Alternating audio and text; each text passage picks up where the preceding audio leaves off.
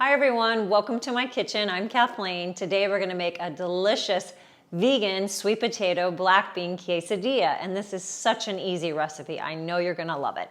So the first thing that you're going to do is you're going to peel and dice either one medium sweet potato or two small sweet potatoes. And then you're going to boil them on the stovetop, which I already did, for about 8 minutes. You want to make sure that they are fork tender, and then you drain the water out, and then you're going to mash them. You can just use a fork. You don't have to have official potato masher tools, but they are kind of fun, and you will use it.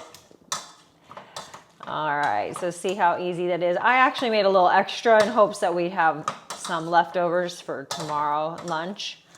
So that's it. Just simple, peeled and chopped sweet potato boiled on the stove. Anybody who, even if you don't cook, can handle that.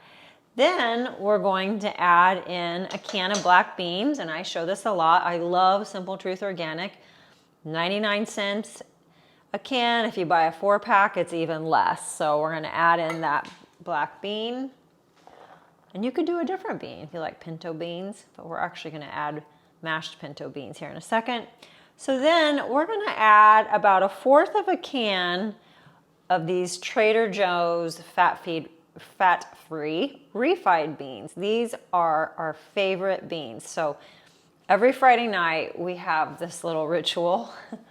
Friday night at our house is kind of our cheat night, our vegan junk food night. So we make a big thing of guacamole, Trader Joe's refried beans, and Costco chips, and have a party out of it, and Trader Joe's salsa, and it's amazing. But we always have a little bit left over refried beans. So that's where these come in. And I usually end up tossing them. So we're gonna put this in there, and you don't have to have the refried beans, but I like it because it gives it a little bit more of a binder, right? So then you're gonna stir these together, and get that refried bean in there with the black beans and the sweet potatoes. And what you also can do with your refried beans, say you wanted to use half the can or 1/4 of the can, take it out of this can, put it in a Tupperware, and put it in your freezer. And then the next time you can pull it out. They do freeze. So that's a great way, you know, in case you're cooking for one, which I did for a long time, it's just easier. And since we had a little extra sweet potato, we could have actually benefited from even more of those refried beans. So 1/4 of a can to 1/2 of a can, and I'll write this out. Now I'm intentionally not adding any spice, but you could add some cumin and chili powder. You could do 1/2 teaspoon to a teaspoon of cumin and chili powder. If you have a good salsa, you really don't need it, but if you like spice, go for it. Add a little bit. You could also chop up some spinach if you want, but we already had spinach and kale today, which just never happens, but it did, thank goodness. So we're gonna skip that. So that's how easy, it's really done. Now we're gonna move on to assembling it. I have found these awesome BFREE, they're wheaten and gluten-free, sweet potato tortillas. And I've showed you the ones from Julia's Table. That was in the hummus wrap video. And those are great too. I couldn't find them. They were sold out of the sweet potato flavor. They have other flavors. But I was happy because I used to get BFREEs and my Kroger store quit selling them, but now they're back. So I'm gonna put this on the pan, but I'm gonna spray this lightly.